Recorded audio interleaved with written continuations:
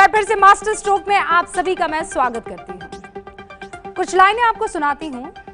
ये सुनने में नारे जैसा लगेगा, लेकिन ये नारे ही आज की सच्चाई है, हकीकत है। और सुनिए, कुछ दिनों का अंतराल, फिर वंदे मातरम का बवाल।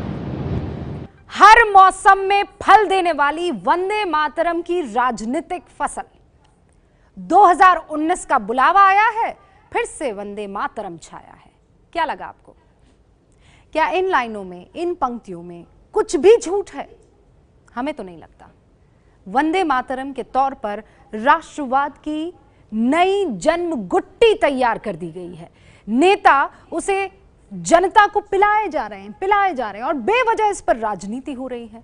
मध्य प्रदेश से शुरू हुई सियासत आज देश के प्राइम टाइम की पहली पॉलिटिकल खबर बन गई। आज प्रधानमंत्री ने भी इस पर बयान दे दिया। सबसे पहले वंदे मातरम पर हो रही राजनीति की 5 हेडलाइंस आपको मैं दिखाना चाहती हूं।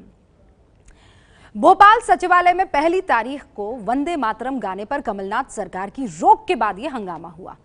हंगामे के बाद कमलनाथ का यू टर्न, कहा पुलिस बैंड की धुन पर वंदे मातरम गाया जाएगा, आम जनता भी इसमें शामिल होगी। बीजेपी ने मौका पाकर कांग्रेस पर हमला बोला, सवाल किया क्या राहुल गांधी के कहने पर लगाई गई है ये रोक? सचिवालय के बाहर कमलनाथ सरकार के फैसले का विरोध करने वाले ज्यादातर बीजेपी नेता वंदे मातरम गा तक नहीं पाए। सचिवालय में हर महीने काम के पहले दिन वंदे मातरम गाया जाता था और यह परंपरा 2005 में शुरू हुई थी। सीएम बनने के बाद 30 दिसंबर को कमलनाथ पहली बार छिंदवाड़ा पहुंचे थे, तो सम्मान कार्यक्रम की शुरुआत वंदे मातरम से हुई। लेकिन भोपाल सचिवालय में गाए जाने वाले वंदे मातरम पर कमलनाथ ने अस्थायी रोक लगा दी। जिनका इतिहास सिर्फ एक परिवार के जयगान का रहा हो और जो आज भी वंदे मातरम और भारत माता की जय का विरोध कर रहे हो, रोक लगा रहे हो, उन लोगों से पूरे देश को सतर्क रहने की जरूरत है। सचिवालय में हर महीने काम के पहले दिन वंदे मातरम गाने की परंपरा थी। ये 13 साल से चली आ रही थी। कमलनाथ ने इसे रोक दिया। हंगामा मचा तो सफाई आई कि नए तरीके से शुरू करेंगे। आपको कोई बदलाव करना है तो चालू रखते हुए 1 तारीख को ऐसा करते, अगली बार से ऐसा करेंगे, स्वरूप बदल सकते थे। अब जनता का विरोध देख के इधर उधर की बात करने का प्रयास कर रहे हैं। ये कांग्रेस पता नहीं किस दिशा में जा रही है। और हम तो सवाल पूछना चाहते हैं कमलनाथ जी से कि बंद किया तो क्यों किया? खुद ने किया या राहुल जी के कहने से किया? वंदे मातरम पर राजनीति कर रहे हैं, कभी मंदिर पर राजनीति कर रहे हैं। ये राजनीति की मैं सख्त निंदा करता हूँ। वंदे मातरम का मैं एक नया रूप दूंगा और वो आज कल में घोषित करूंगा। मध्य प्रदेश सरकार ने फैसला किया कि अब पुलिस बैंड की धुन पर वंदे मातरम गाया जाएगा।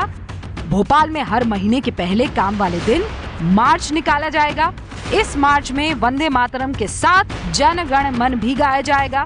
मार्च के दौरान सुबह 10:45 पर पुलिस बैंड की धुन बजेगी।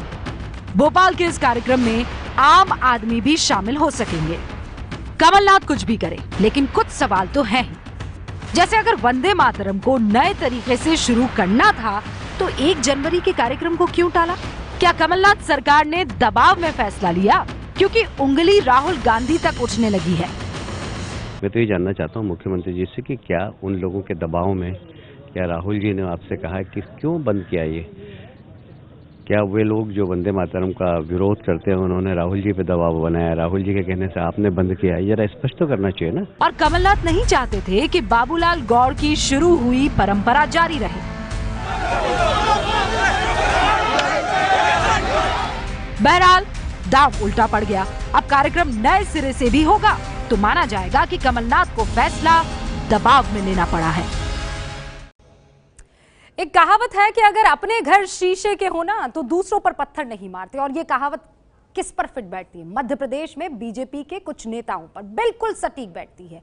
बीजेपी नेता भोपाल में कमलनाथ के पुतले फूंक रहे थे। आरोप लगा, बहुत ध्यान से सुनिएगा, कमलनाथ के पुतले फूंक रहे थे, आरोप लगा रहे थे कि उन्होंने वंदे मातरम बंद कर दिया है। हमने उनसे पूछ लिया कि आपको वंदे मातरम याद है? क्या रिजल्ट आया? इसके लिए आपको ये रिपोर्ट देखनी चाहिए।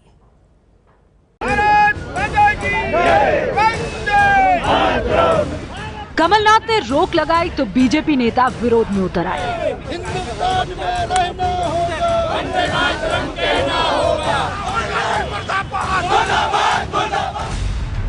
कई जगह कमलनाथ के पुतले फूके गए। ऐसा लगा मानो बीजेपी कार्यकर्ताओं के लिए वंदे मातरम से बड़ा कोई गीत नहीं।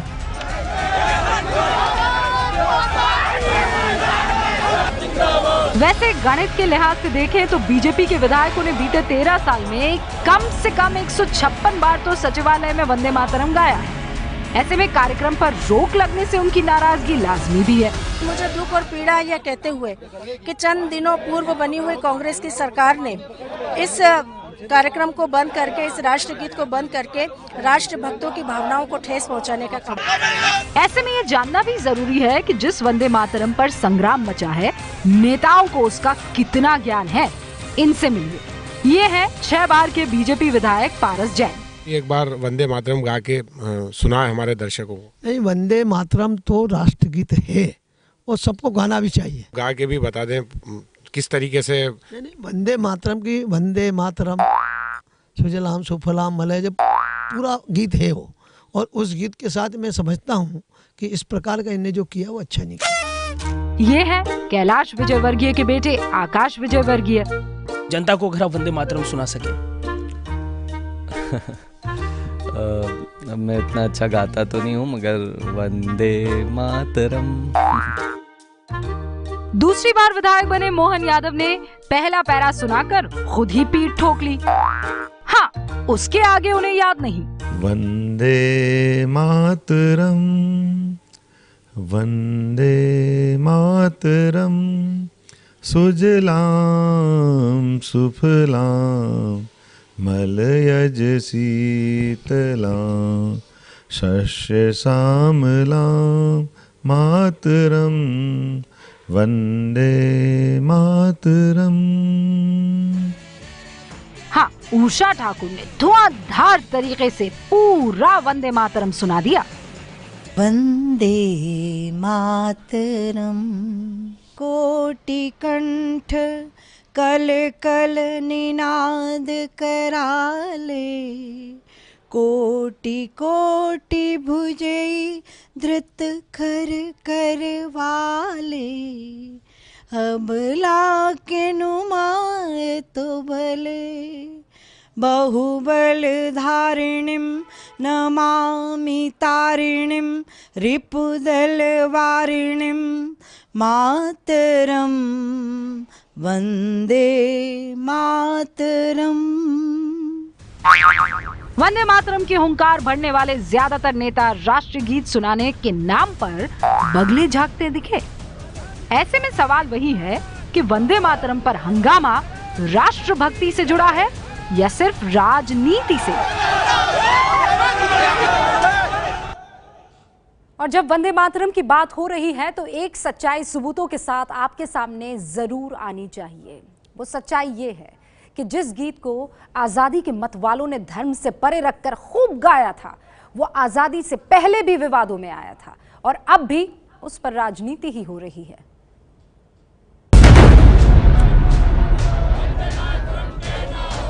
लेकिन आजादी के मतवालों का ये गीत अक्सर राजनीति का संगीत बन जाता है। क्यों? क्योंकि उसे धर्म के चश्मे से देखा जाता है। महात्मा गांधी ने 2 दिसंबर 1905 के इंडियन ओपिनियन में लिखा था, इस गीत का मुख्य उद्देश्य केवल स्वदेश अभिमान पैदा करना है। इसमें भारत को माता का रूप देकर उसकी स्तुति की गई है। जिस प्रकार हम अपनी माँ में सभी गुणों के होने वाली भावना रखते हैं, उसी प्रकार कवि ने भारत माता में सभी गुण माने हैं। 1923 में कांग्रेस अधिवेशन में विरोध भी हुए। कुछ मुस्लिम नेताओं के एतराज के बाद नेहरू की अध्यक्षता में एक कमेटी गठित हुई। कमेटी की रिपोर्ट के बाद गीत के शुरुआती 2 पदों को राष्ट्रगीत माना गया, जिसमें मातृभूमि की प्रशंसा है। भारत की आजादी का कार्यक्रम 14 अगस्त 1947 को रात 11 बजे ही शुरू हो गया था। शुरुआत में वंदे मातरम गाया गया। 24 जनवरी 1950 को राष्ट्रपति डॉक्टर राजेंद्र प्रसाद ने संविधान सभा में एक बयान दिया। वंदे मातरम, जिसने भारतीय स्वतंत्रता संघर्ष में एक ऐतिहासिक भूमिका निभाई है, जन गण मन के साथ समान रूप से सम्मानित किया जाएगा और इसका बराबर का दर्जा होगा। विवाद भी होते रहे हैं। मामला सुप्रीम कोर्ट तक पहुंचा।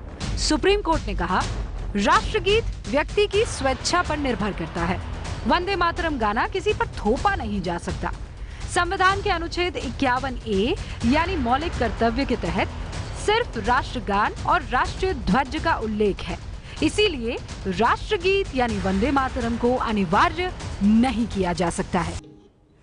किसी नेता को मत सुनिए, हमें भी मत सुनिए। देश से मोहब्बत के अर्थ को, एहसास को आप समझिए, और इस एहसास को जानने के लिए आप 2 जगह चले जाइए। बगैर किसी मिलावट के आप उस एहसास को महसूस कर पाएंगे। एक, जब आप इस देश की रक्षा के लिए तत्पर जवानों के बीच वंदे मातरम को सुनेंगे, और दूसरा, जब आप स्कूल के मासूम बच्चों को ये गाते हुए सुनेंगे या कहते हुए सुनेंगे। दोनों सूरत में मजहब आड़े नहीं आता है, ना जवान के ना बच्चों के। मास्टर स्ट्रोक 2 किस्म के लोगों के लिए है। एक जो कहते हैं देश में रहना है तो वंदे मातरम कहना है, और दूसरे वो जो इस पूरे के पूरे वाक्य को या फिर इस गीत को बंद करने का फरमान सुनाते हैं। और हम मानते हैं कि आप बहुत समझदार हो, इसीलिए एक रिक्त स्थान और सवाल के साथ ये आपके सामने मास्टर स्ट्रोक है।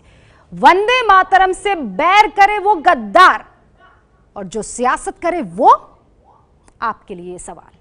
ये है ABP न्यूज़, आपको रखे आगे।